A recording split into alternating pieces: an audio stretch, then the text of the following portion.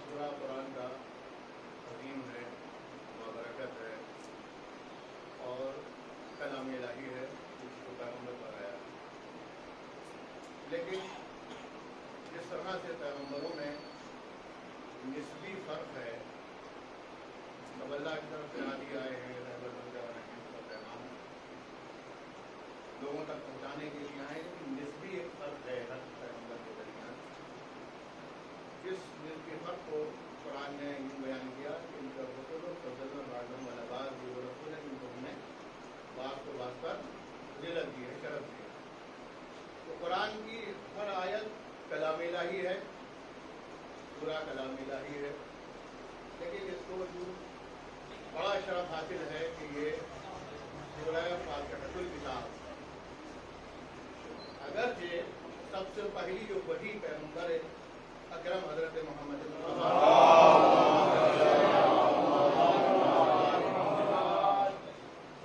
بیس میں رب الذی خلق وہ ہے، شروع کی 5 آیتیں آئی ہیں اور یہ اپنے رب کے نام سے جس نے خلق کیا اور انسان کو کی حیات اور حالت اور اس کی کیفیت کو بیان کیا ہے. کس حالت میں تھا انسان کہ ہم نے کس نطفے سے کس جو ہے قطرے سے اس کو پیدا کیا ہے. وہ 5 آیتیں کی ہیں جو اقرا بیس میں رب الذی خلق خلق الانسان من علق اقرا وربک الاکرم الذی علم. لیکن یہ جو سورہ ہے جس کی میں نے آپ سے پہلے کی آیت پڑھی، اہدنا الصراط المستقیم، جس کا ترجمہ یہ ہوتا ہے کہ پروردگار عالم ہمیں صراط مستقیم پر قائم رکھ. صراط الذین انعمت علیہم، یہ راستہ ان لوگوں کا ہے جن کی میں تیرے حضور میں دعا کر رہا ہوں جن کے راستے پر قائم رہنے کے لیے. انعمت علیہم، جن پر تیری نعمتیں آئی ہیں. اور پروردگار جب جن پر نعمتیں آئی ہیں کچھ وہ بھی ہوں گے کہ جن پر غضب آیا ہوگا، کچھ وہ بھی ہوں گے کہ جو بہکے ہوئے ہوں گے، وہ بھٹکے ہوئے ہوں گے. مجھے ان کے راستے سے کوئی سروکار نہیں ہے. بہکے ہوئے ہیں وہ جائیں اپنی جگہ، جو بھٹکے ہوئے ہیں وہ جائیں اپنے مقام پر. مجھے تو ان کا راستہ چاہیے کہ جن پر تیری نعمتیں آئی ہیں، جن پر تیری نعمتیں آئی ہیں. اور میں تو ان لوگوں کا راستہ چاہتا ہوں. دنیا میں بہت سے قسم کے ہیں، بہکیں گے بھی، بھٹکیں گے بھی، گمراہ بھی ہوں گے، پیغمبروں کی نصیحت مانیں گے بھی نہیں. پیغمبر امت والے کیا خود ہو سکتا ہے کہ پیغمبر کا بیٹا نہ مانے، اولاد نہ مانے، عزیز نہ مانے. وہ پیغمبر کی اپنے خاندان میں ابو لہب ابو جہل سب ایسے تھے کہ نہیں تھے. تو مجھے اس راستے سے سروکار ہے کہ جس پر تیری نعمتیں نازل ہوئی. اور اس لیے اور عظیم ہے کہ آپ اس کو نماز میں پڑھتے ہیں، نماز میں پڑھا جاتا ہے. اگر یہ سورہ نماز میں نہ پڑھا جائے تو نماز ہی نہیں ہو سکتی. فاتحۃ الکتاب اس لیے ہے کہ کتاب کا آغاز، کتاب کی شروعات اس سورے سے ہوئی ہے. یہ اس لیے عظیم ہے کہ 7 آیتوں کا سورہ ہے، لیکن دین کی بھی بات کی، دنیا کی بھی بات کی، آخرت کی بھی بات کی، رحمان کی بھی بات کی، رحیم کی بھی بات کی، سب کی بات کی ہے. 7 سوروں آیتوں کے اندر سب کی بات کی ہے. اور انہی چند آیتوں کی تفصیل ہے پورا قرآن. عزیزو جو پورے سورہ حمد کے اندر ہے انہی کی تفصیل پورا قرآن ہے. یعنی ہدایت کا ذکر اس میں بھی ہے، پورے قرآن میں بھی ہے. نعمتوں کا ذکر اس میں بھی ہے، پورے قرآن میں بھی ہے. قیامت کے مسائل اس میں بھی ہے، پورے قرآن میں. بس یہ ہے کہ اس میں اجمال ہے، اختصار ہے، اس میں تفصیل ہے. تو ذہن انسانی اس پر متوجہ رہے کہ جس کی بارگاہ میں ہم کھڑے ہوئے ہیں وہ رحمان بھی ہے، رحیم بھی ہے، رزاق بھی ہے، روز جزا کا مالک بھی ہے، حساب کتاب کا مالک بھی ہے. اور ہم اسی سورے میں ان لوگوں کا راستہ اس سے طلب کر رہے ہیں جو ایسے ہیں، ایسے صاحب نعمت ہیں کہ جو اس کے راستے پر چلے ان پر اللہ کی نعمتیں نازل ہوتی ہیں. صلوات پڑھیں.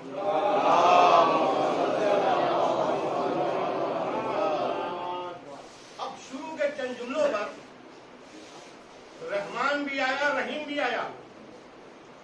رحمان کے معنی بہت زیادہ رحم کرنے والا، حالانکہ دونوں کے معنی رحمان اور رحیم.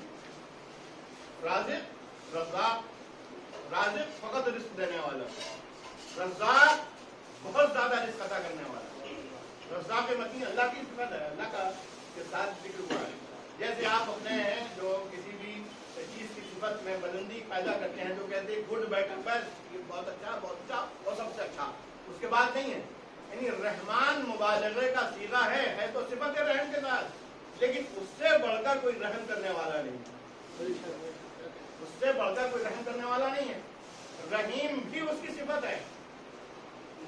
تو رحمان ہے، مبالغے کا صیغہ آیا، اس میں توسع ہے، وسعت ہے، بہت زیادہ رحم کرنے والا. رحیم اس میں صفت رحمانیت کا دوام ہے، یعنی جو ہمیشہ رحم کرنے والی ذات گرامی ہے. یعنی بہت زیادہ اور فقط بہت زیادہ کرم کرنے کے بعد رک نہ جائے. خاتم کسی سخاوت نہ ہو، رستم کسی شجاعت نہ ہو کہ ایک وقت آئے کہ رخصت ہو گئی شجاعت بھی، سخاوت بھی اور علم بھی. رحمان ہے یعنی بہت زیادہ رحم کرنے والا ہے مگر رک نہیں جاتا. رحیم بھی ہے، اس میں صفتیں دوام پائی جاتی ہے. اور صفت رحیم کی دلیل یہ ہے کہ وہ فقط دنیا ہی میں نہیں کرتا، یہاں سے لے کر آخرت تک اس کی رحمت کے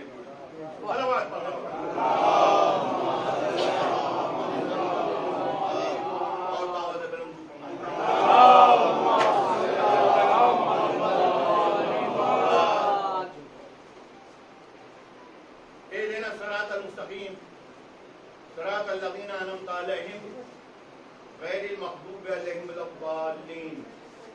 ان کا راستہ نہیں جو بہکے ہوئے ہیں، جو تیرے راستے سے گمراہ ہو گئے، اور نہ ہی ان کا کہ جو مغضوب ہوئے.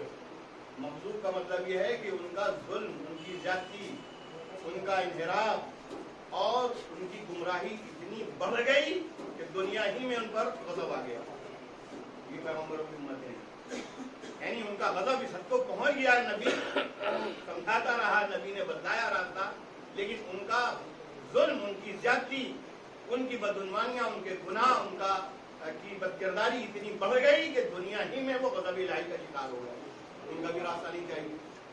اور جو بہکے ہوئے ہیں یعنی اس منزل پہ تو نہیں ہے کہ غضب کا شکار ہو گئے ہیں، لیکن راستے سے بھٹکے ہوئے ہیں. راستے سے بھٹکے ہوئے ہیں. بھٹکا ہوا وہ بھی ہو سکتا ہے کہ جس نے راستہ تلاشنے کی کوشش نہیں کی، اور وہ بھی ہو سکتا ہے کہ جو جان بوجھ کر دو کردار سامنے ہو. ایک وہ کردار ہو کہ جس پر غضب نازل ہوا ہے، ایک وہ کردار ہے کہ جس پر نعمتیں نازل ہوئی ہیں. اس نے نعمتوں والے کردار کو نہیں اپنایا، غضب والے کردار کو اپنایا. اور اب کیسا محسوس ہوتا ہے سورہ کے پڑھنے سے؟ ایاک نعبد و ایاک نستعین، ہم تیری ہی عبادت کرتے ہیں، تجھ ہی سے مدد چاہتے ہیں. اب آئے اہدنا الصراط المستقیم، صراط مستقیم پر قائم رکھ، چلاتا رہے. صراط الذین انعمت علیہم، یعنی سیدھا راستہ بھی جب تک نامکمل ہے جب تک کہ اس پر چلنے والوں کی مثال نہ دی جائے. اور نہیں فرمایا یعنی نگاہ قدرت میں بھی سیدھا راستہ اس وقت تک نامکمل ہے جب تک نہ بتلا دیا جائے کہ سیدھے راستے والے کون ہیں. پھر اس کی تفصیل آئی صراط الذین انعمت علیہم. یہ سیدھا راستہ ان لوگوں کا ہے جس پر تیری نعمتیں آئی ہیں, جس پر تیری کرامتیں آئی ہیں, نعمتیں آئی ہیں. تو بندہ دعا کر رہا ہے کہ سیدھا راستہ چاہیے, مغضوب افراد کا نہیں چاہیے, گمراہ لوگوں کا نہیں چاہیے. تو عزیزو ہے تو یہ کلام الہی, لیکن بندہ اپنی زبان سے ادا کر رہا ہے. ایسا محسوس ہو رہا ہے کہ یہ تو بندہ اپنی طرف سے کہہ رہا ہے.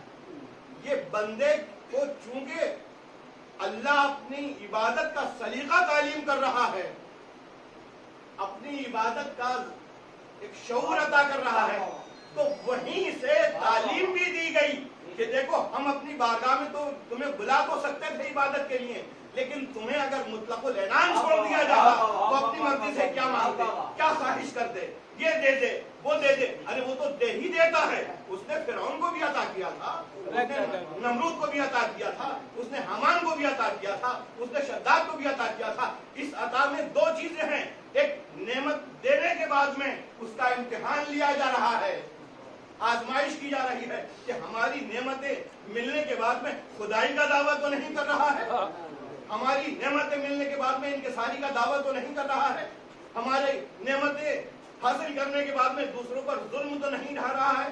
کہیں ایسا تو نہیں ہے کہ ذرا سی بھی نعمت ملی اس نے کہا کہ یہ عطیہ پروردگار ہے, اس میں دوسروں کو بھی شریک کر لو. محتاجوں کا بھی حق ہے, ضرورت مندوں کا بھی حق ہے, سائلین کا بھی حق ہے. تو دونوں کردار ہیں کہ ایک عطا وہاں سے ہوئی تو اس نے ظلم کا راستہ اختیار کیا, ایک عطا وہاں سے ہوئی تو اس نے دوسروں کو بانٹ دیا.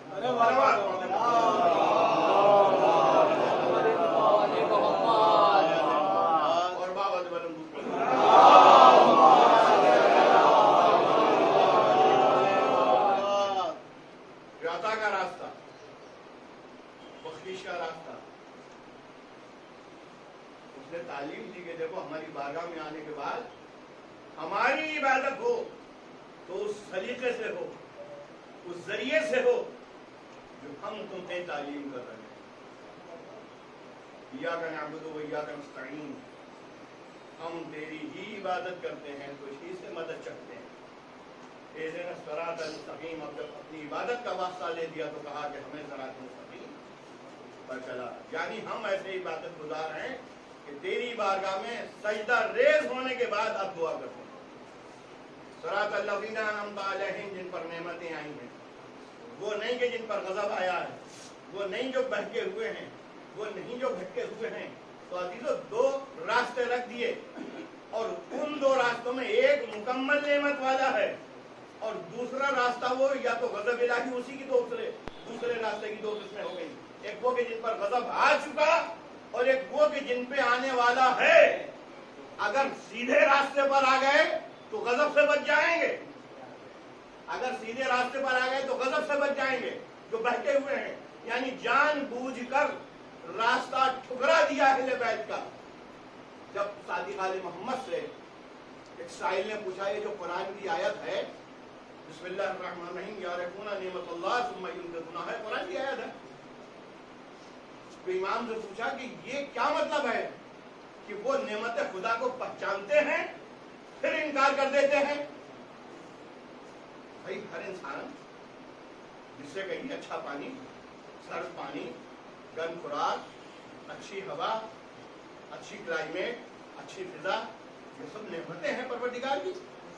اب یہ ہے کہ کوئی ناشکرا ہے تو کہے گا کہ میرے ہاتھوں کی طاقت ہے, میرے دماغ کی صلاحیت ہے, میرے جوب کا طفیل ہے, میرے پیسے کا ذخیرہ ہے, سب یہ چیزیں کہے گا. لیکن جس میں ذرا سا بھی شعور ہوگا وہ سوچے گا کہ یہ طاقت اگر ہاتھ پیروں میں نہ دی ہوتی اور موجودہ حالات نے, موجودہ وبا کی بیماری نے تو سب کو سمجھا دیا, پوری دنیا میں ایک ساتھ سمجھا دیا, ایک ساتھ. اور وہ ترقی یافتہ دنیا جو کہہ چکی تھی کہ خدا کو اپنے دل سے ہم باہر نکال چکے ہیں, ان کے دماغ میں بھی یہ بات آ گئی کہ ہاں ایک طاقت ہے کہ جس کو ہم سمجھیں, جس کو سمجھنے کی کوشش کریں. تو انسان سمجھتا کہ سانس لینا کتنا دشوار ہوتا ہے, اور وہی معمولی چیز جو فضا میں بکھری ہوئی ہے اس کے ہم لوگ کتنے محتاج ہو گئے، کتنے محتاج ہو گئے، کیونکہ اس کی عطا کردہ تھی تو اس پہ کوئی پہرا نہیں تھا، اس پہ کوئی ٹیکس نہیں تھا، اس پہ کوئی پیسہ نہیں تھا، اس پہ کوئی بندش نہیں تھی، اور ذرا سی چیزیں آپ نے کتنے میں، ہم نے کتنے میں خریدی۔ یہ اس کی عطا جب ہم سمجھیں تو سمجھ میں آئے کہ اس کی بخشش ہے، اس کی عطا ہے، دیتا وہ سب کو ہے، بخشتا وہ سب کو ہے، لیکن ذرا سے شعور کی بات ہے، ذرا سی سمجھ کی بات ہے، ذرا سے عقل سے کام لینے کی بات ہے کہ دیکھیے اس نے اس چیز پر پہرا نہیں کھایا جو عام تھی، اس نے اس چیز پر پابندی لگائی، پابندی نہیں لگائی، لیکن ہم جب ہمارے ہاتھوں میں آ گئی، ہم نے اس کو محسوس کر لیا، مقید کر لیا، ایک سلنڈر میں قید کر دیا، بند کر دیا، تو ہم نے وہ مانگی، رقم بھی مانگی اس کی۔ اب دینے والا تو ظاہر ہے کہ مجبور ہوتا ہے، اسے جان بچانی ہے عزیز کی اپنی، تو عطا کرے گا، گھر بیچے گا، بار بیچے گا، باغ بیچے گا، کچھ بھی کرے گا،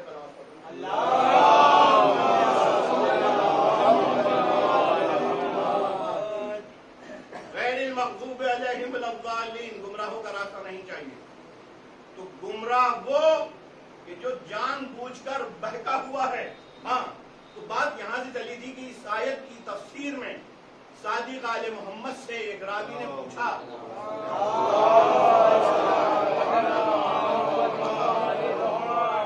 کہ یہ جو آیت ہے یعرفون نعمت اللہ، نعمت خدا کو پہچانتے ہیں، ثم ینکرون، پھر انکار کر دیتے ہیں۔ اب دیکھیں میری اس آیت سے، آخری والی آیت سے، کہ ان لوگوں کا راستہ چاہیے کہ جن پر نعمتیں آئی ہیں، ان کا نہیں کہ جن پر غضب آیا، جو بھٹکے ہوئے ہیں، اس آیت سے ملتی ہوئی۔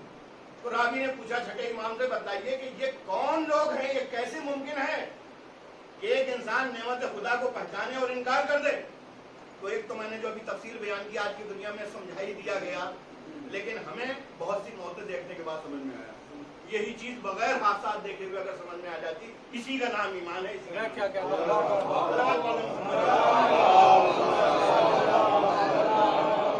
لیکن مجبوری کے عالم میں جب ڈوب رہا تھا دریائے نیل میں، فرعون اس وقت کہہ رہا تھا کہ میں ہارون و موسیٰ کے رب پر ایمان لاتا ہوں، اور قرآن آواز دے رہا اب ایمان لانا تیرے لیے ناکافی ہے، اس لیے پہلے تو تو نے بہت جو ہے زور مچایا تھا، بہت ہی زیادہ تو نے جو ہے فساد برپا کر رکھا تھا، اب جب کہ تیرا جبری اسلام ہے یہ قابل قبول نہیں ہے۔ تو اب یہی نعمت ہے جن کو ہم نے بہت سی موتوں کو دیکھنے کے بعد، عزیزوں کو کروٹیں بدلتے دیکھنے کے بعد، اور آکسیجن کی احتیاط اور محتاجی کے بعد میں اس کی نعمت کو تسلیم کیا کہ یہ پہلے ہی تسلیم کر رہے ہیں کہ پانی کتنی نعمت بڑی نعمت ہے، آکسیجن کتنی بڑی نعمت ہے، صحت انسانی کتنی بڑی نعمت ہے، اسی کا نام ایمان بھی ہے، اسی کا نام اسلام بھی ہے۔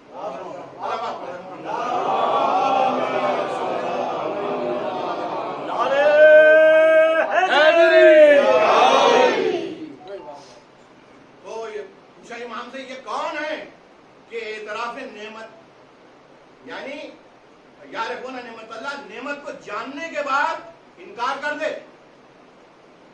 بھئی یہ نہیں جانتا دوسری بات ہے، لیکن جان رہا ہے کہ نعمت کیا ہے، وہ کون ہے، کیسے انکار کر سکتا ہے؟ اب میں پانی کی حقیقت کو نہ سمجھوں، انکار کر دوں دوسری بات ہے، لیکن جانوں کہ پانی جو ہے وہ جسم کی بقا کے لیے ایک جزو عنصر ہے، بنیادی چیز ہے، ہوا بنیادی چیز ہے، یہ کیسے ممکن ہے کہ جانوں اور پھر انکار کر دوں؟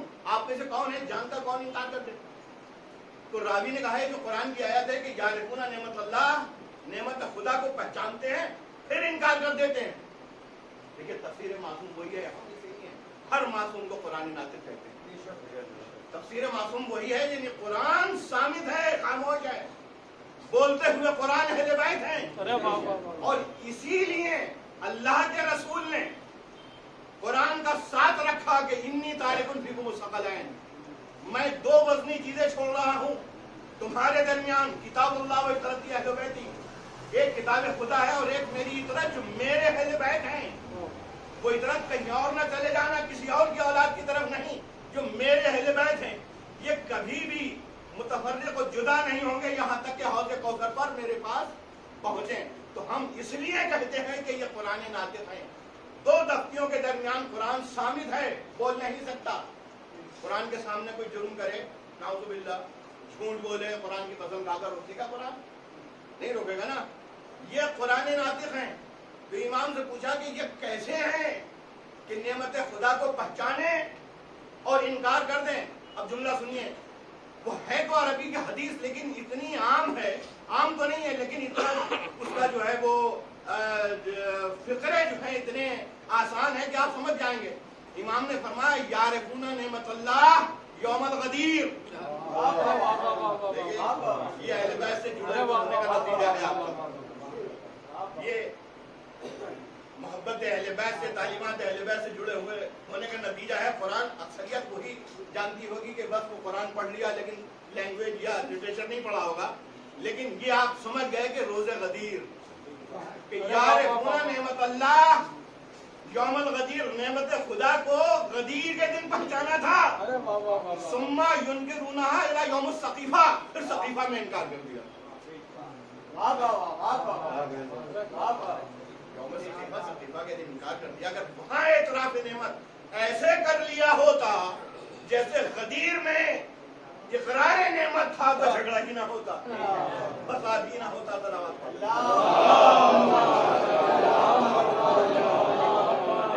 اور باوجود والوں کو پڑھنا۔